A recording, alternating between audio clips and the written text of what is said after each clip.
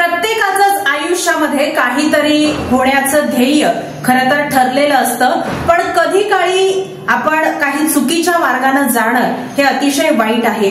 परीक्षेमध्ये मार्क कमी पडले म्हणून आत्महत्या करणं हा पर्याय नसतो, पण सोलापुरात एक धक्कादायक प्रकार उघडकीस आला असून नीट परीक्षेमध्ये कमी मार्क पडले म्हणून एका शिक्षकानं एका आपल्या स्वतःच्या पोटच्या मुलीला बेदम मारहाण केली आणि यानंतर या मुलीनं आपण आत्महत्या करत आपला जीवन प्रवास संपवत आहोत असं धक्कादायक तिने सांगून आपलं जीवन संपवलंय। अतिशय धक्कादायक आणि हृदय कळवळणारी बातमी खऱ्या अर्थानं समोर येताना विद्यार्थ्यांचं भविष्य म्हणजे अंतिम त्यांचं आयुष्य नाही असं देखील यावरून आवर्जून सांगावंसं वाटते।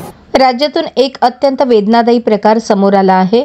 एका शिक्षक बापाने आपल्या 17 वर्षांच्या पोटच्या लेकीला नीट सराव परीक्षेत कमी गुण मिळाले म्हणून खून केल्याचा धक्कादायक प्रकार समोर आलाय।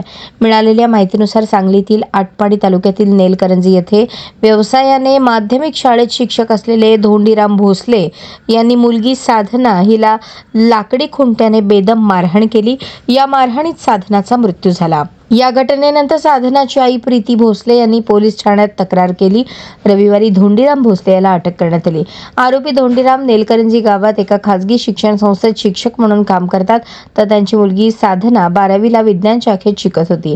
तिला 12वीला चाचणी परीक्षेत कमी गुण मिळाले। त्यानंतर शुक्रवारी रागाच्या भरात धोंडीराम यांनी मुलीला बेदम मारहाण केली।